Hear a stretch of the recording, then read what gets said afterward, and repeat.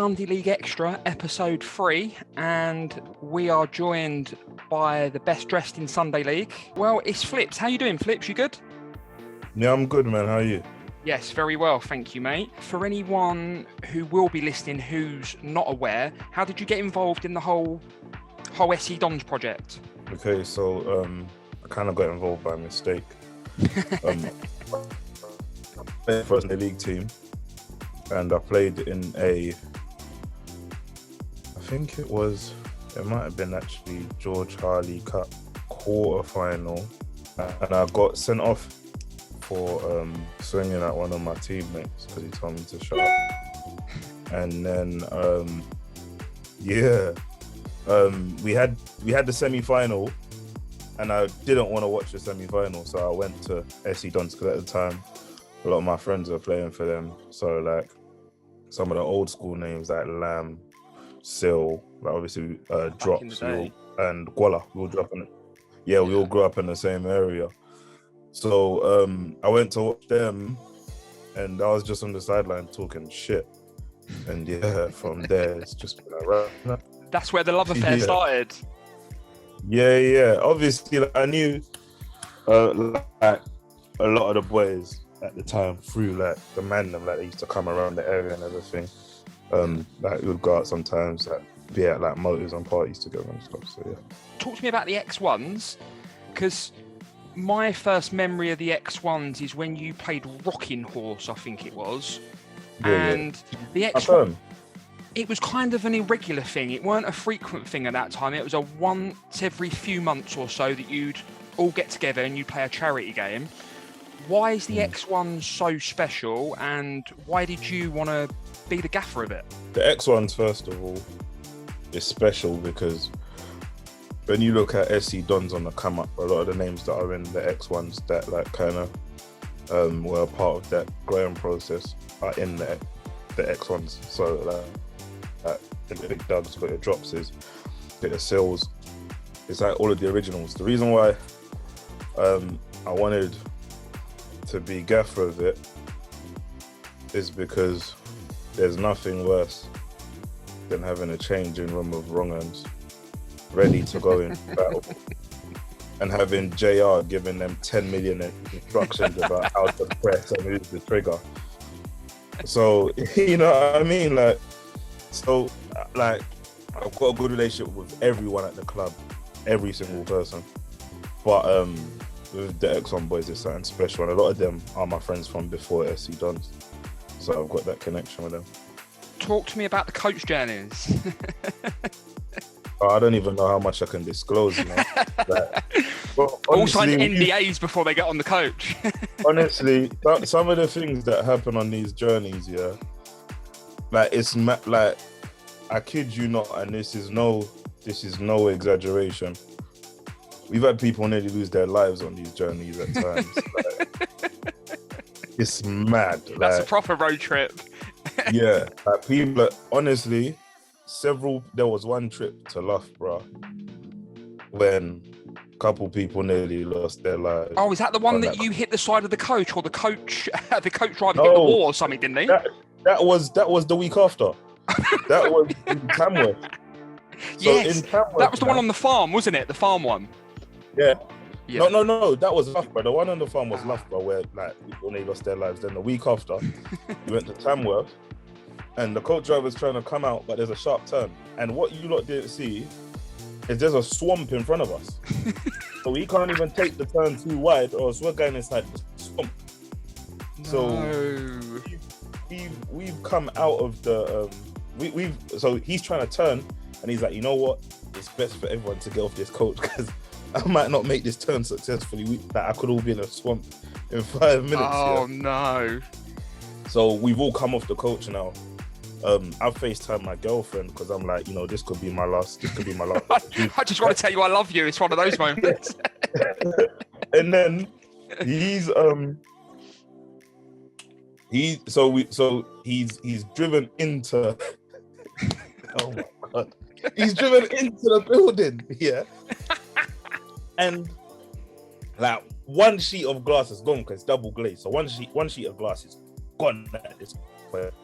and the driver's come out the coach. He's looked at it, he's assessed the situation, and on the building there was some tiling on the roof that came out further than the actual building. So me and Ginger had to lift the driver up. We had to boost him to remove the tile from the top of the building, and then he has driven home. And obviously on the motorway, you know, the wind is blowing the window. Yeah? So I don't know how it worked out like this, but I was sitting next to where the glass had broken. So the whole journey home, I had glass coming down inside my hoodie and everything. I had a rash for like a week after that. It was mad. It was crazy. That's the price of the X1s. Yeah. That's the price you pay for the X1s. Yeah, no. Like at the end of the day, I'd rather it be me than one of them, innit? So I was happy to do that. But these trips are mad. But yeah. I wanted to, because I don't think he's ever been the same since, and I don't think I've ever seen him since. What's happened to the kid since you got him drunk? Oh, the kid. So he's, first of all, the person who was responsible for getting him drunk was Sil. And you know, one thing, like, I feel like a lot of people tagging him in this. A lot of people don't really like. You know, you got your big characters on camera and stuff like that, and you know, you got your big G's, you got me, you got Doug. Like those are the big characters on camera. Yeah. But the real legends are the people who you don't see on camera. So like the Sils, the Francos, that they kind of hold the unit together. You get what I'm saying? And Franco was class, especially on the pitch. Obviously, I've only seen him on the pitch. He was so good. Yeah, like you see, them man they're like the core, along with like the and the dropses and that. Yeah. But yeah, so, no one ever thought that kid would ever get drunk in his life.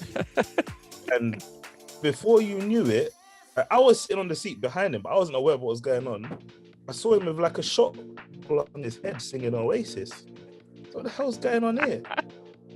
But since then, he was meant to come the week after, but I think he had work. He was meant to come to a game after that, but he had work, and then obviously lockdown and everything. Yeah. But he came back. We had a few Dons v Dons games in the last week, and he's come back looking like a man, and he's ready to really step on and, you know, like start challenging for places on Sundays. So yeah. Nice. It'd be really good to see him back because he's such a good player, such a good young player. Yeah. My projects. Staying on the X1s and speaking of projects, the Sunday just gone, your project, I should say, is your project. Yeah. The first appearance in the Sunday team for Rolex. Yeah. Tell me about Rolex. Obviously, I know he played against the X1s for Street Kings, wasn't it, right? Yeah. What stood out for you, and why did you kind of think that he was, as you describe him, the future of the club? So there were two of them. There's one called Zach as well. Was the guy on the wing? Was that the really fast guy on the wing? Yeah, him. I remember him. He was decent. So he bagged the hat trick against us. Zach did. Yeah. And like, obviously, there's a lot more competition in that area of the pitch than there is at centre back. So I think that's why it's been smoother for Rolex to transition. Yeah.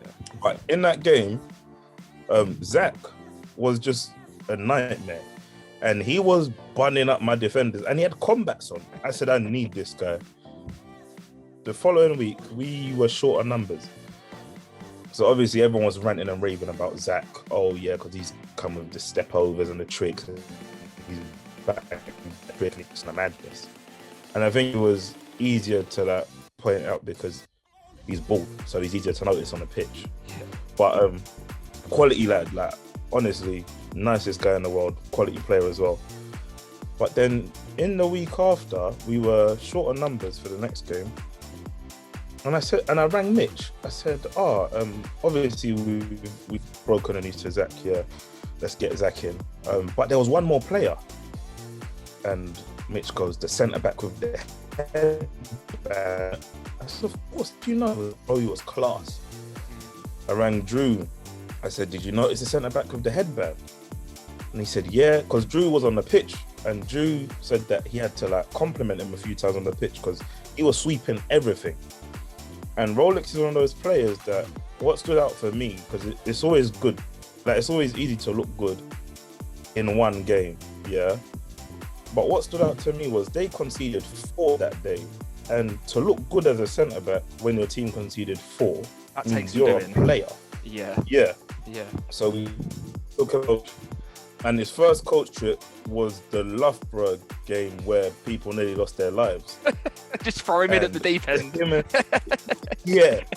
And he didn't look out of place, neither did Zach.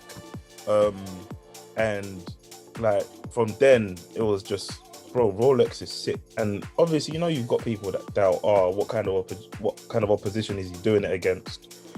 All sorts of things like that.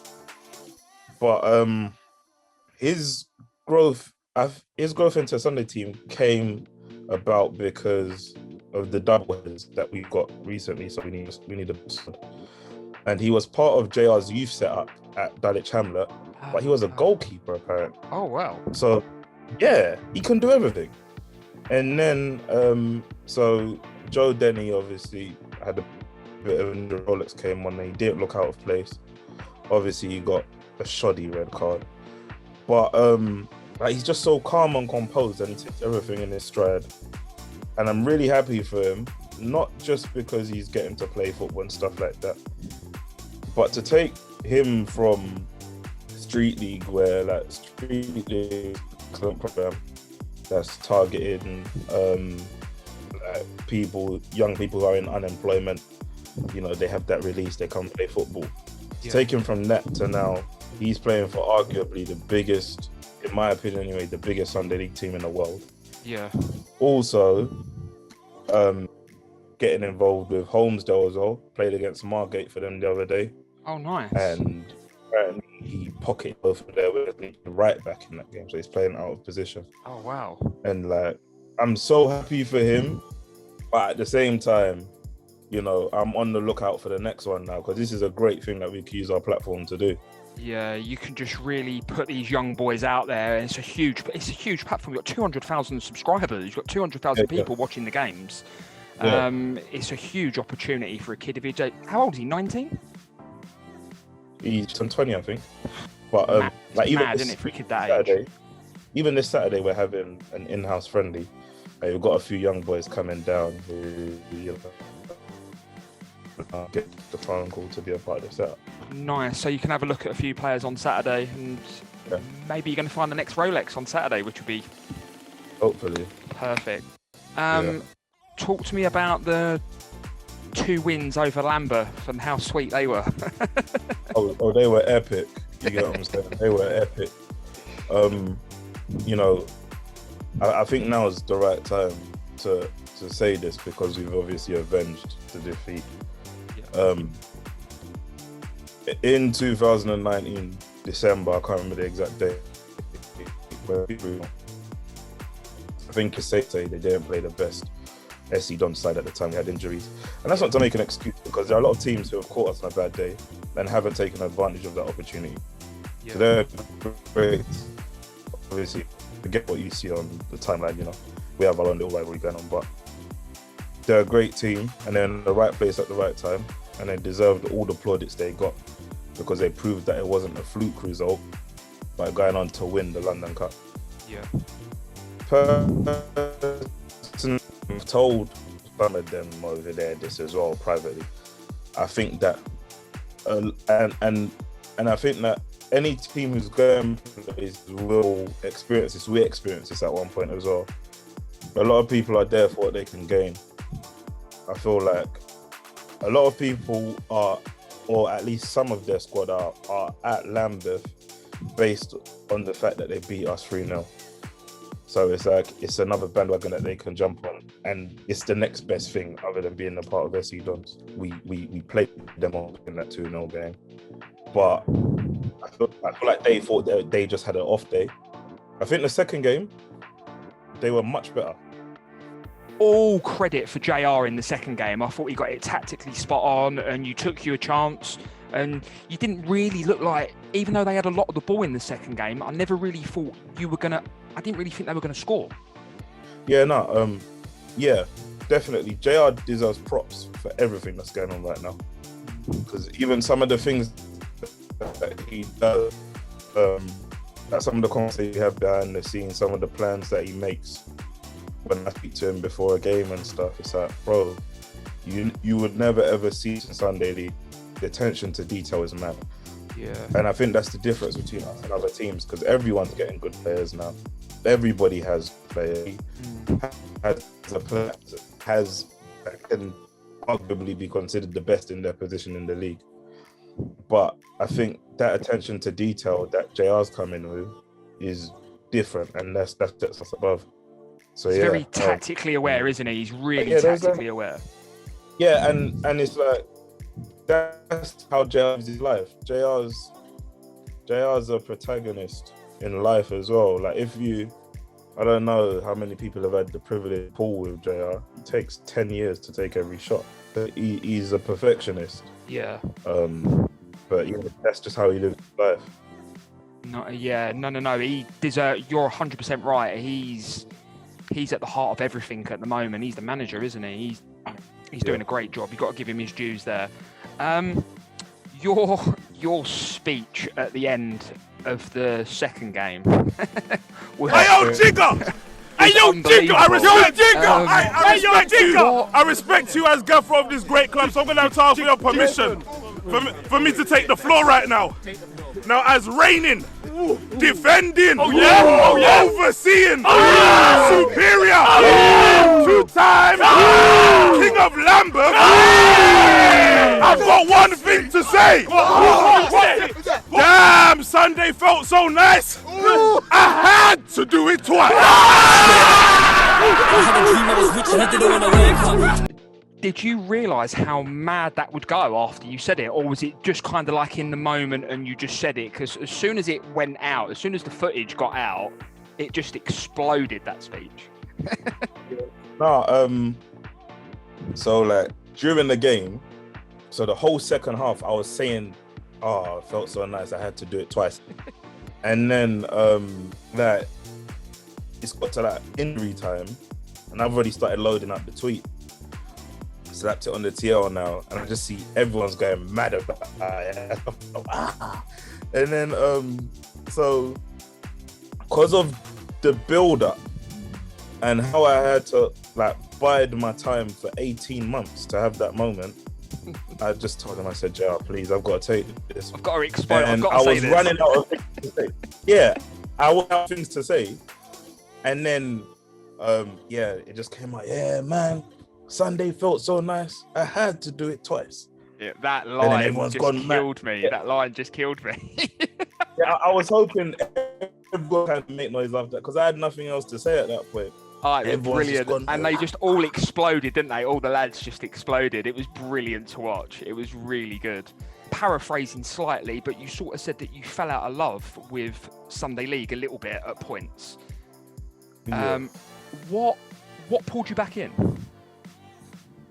JR pulled me back in. So obviously I didn't care for it for a while, and obviously there are a lot of things that happen, a lot of conversations that get had like away from all the cameras and stuff. But we had a few training sessions with JR earlier on in the year. And, I missed the first one, but I heard how well it went. So I turned up to the remainder of the sessions, and just seeing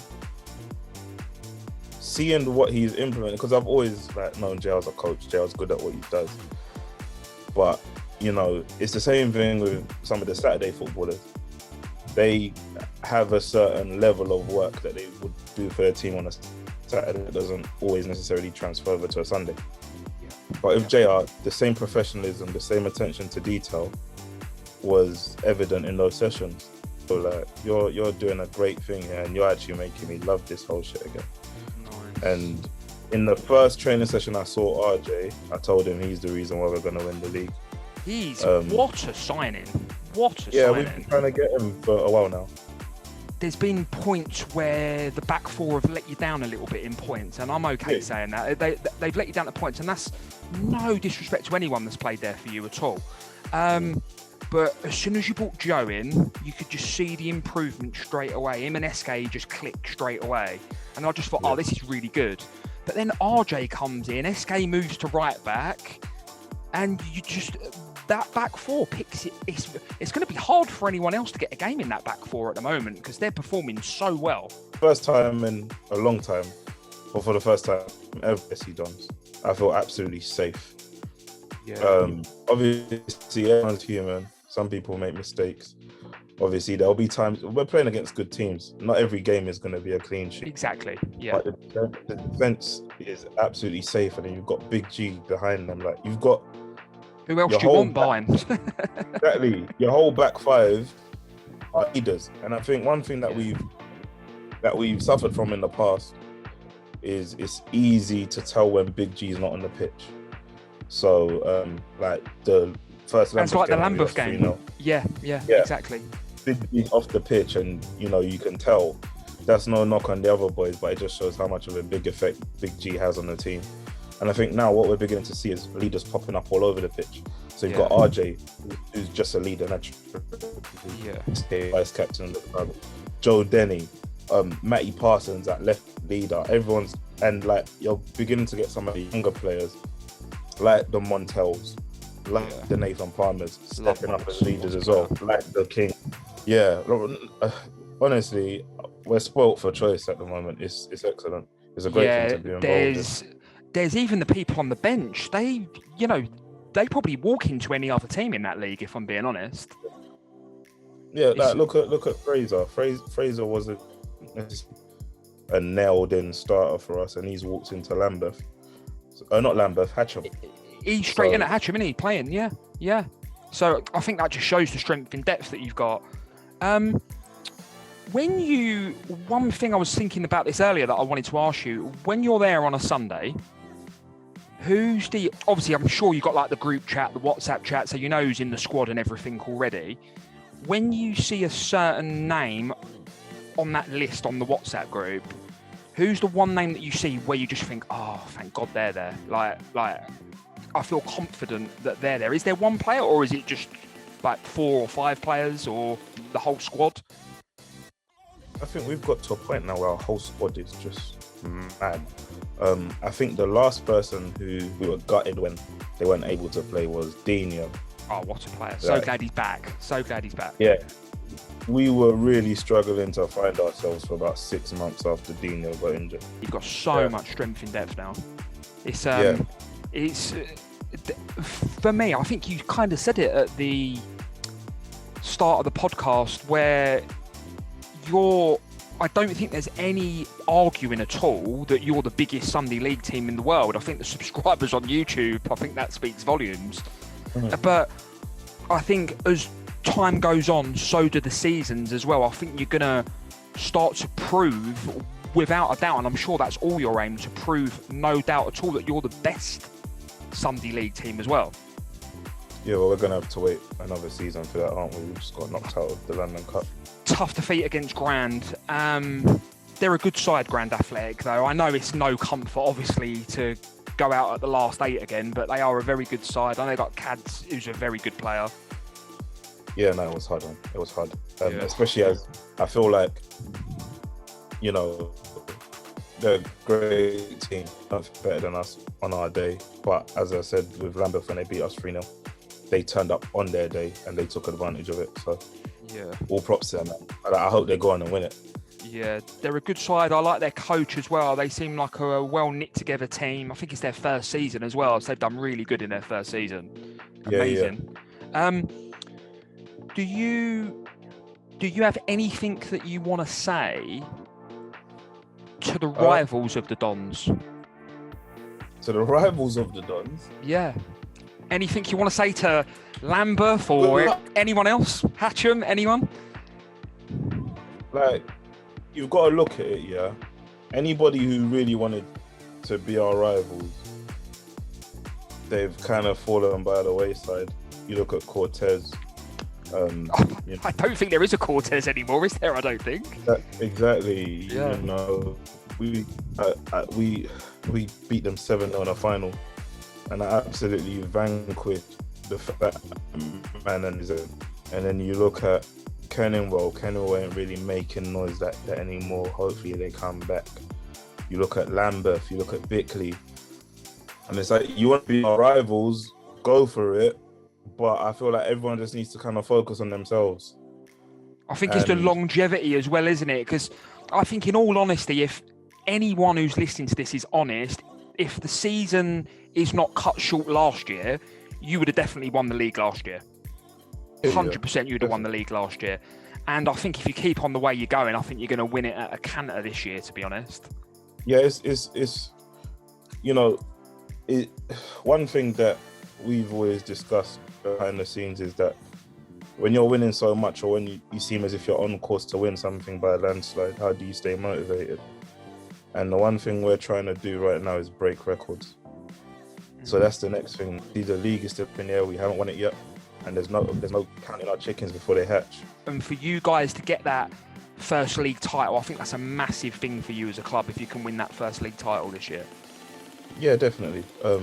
And the way our story's gone as well, it's like we always conquer one hurdle at a time, which we're not too fussed about the London Cup result, because, you know, it's always disappointing to go out of such a big cup at such a late stage in the competition. But our story, if you look over the years, George Harley Cup, Kent Cup, PPC or Paul Cup, yeah. Paul Pickard Cup, yeah. If we had won the league in our first year in Orpington, probably, which I think we should have, you know, our story would be shorter. So this year, this chapter is winning the league. Next year, I guarantee you we're going to win the London Cup, 100%.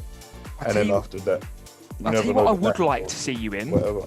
I would love to see you guys in the National Cup. Yeah. I think we're looking to do it next year.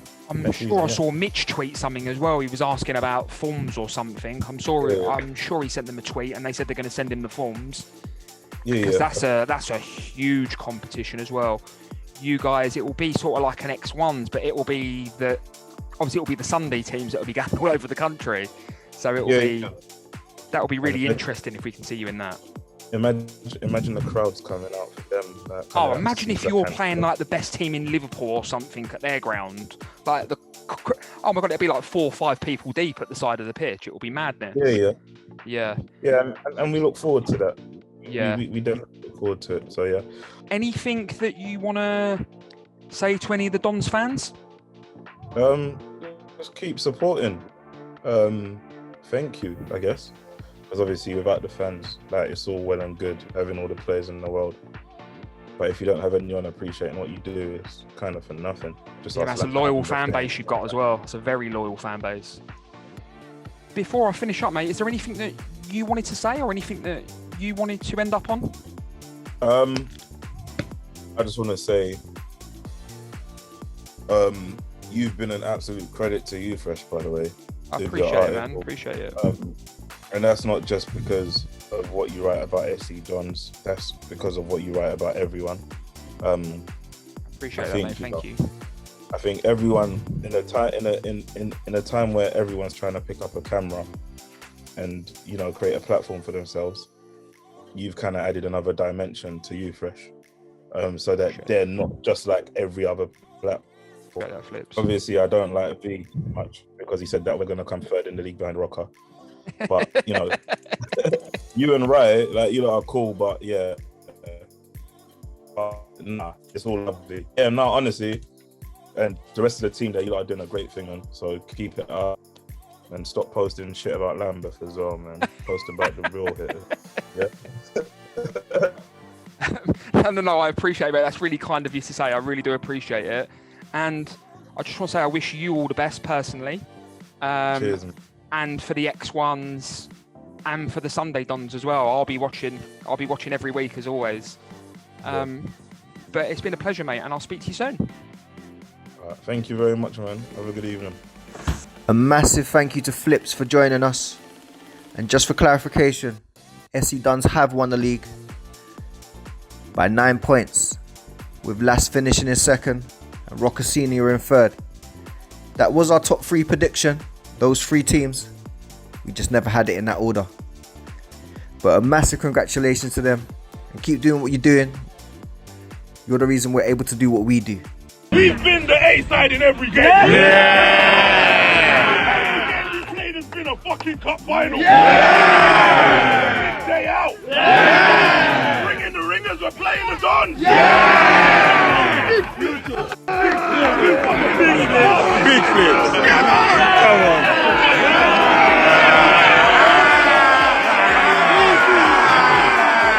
It feels familiar. Champion. I'm not surprised. Nah. Neither am I. I was raised in that red brick estate over there. That's where I lived. I shared a bedroom with 4 of my sisters. My face is now in a museum in Lewisham. Yes, sir. Yeah. Hard work. Yeah. It came from hard work. It came from hard work. We're not comedians, man. We're a funny bunch of confident lads, but we're not comedians. Nah. Yeah? I'm emotional right now, man. I'm not gonna lie to you. I'm not gonna lie to you, you understand, yeah? Compose. My mum used to wash this kit. Yeah, this very ground. And we won the league. Yeah. Every single year since she's passed, we've won silverware. Every single year. Yeah. Without fail. You understand? And it don't stop now. Yeah. Thank you so much for everyone's support, man. Yes.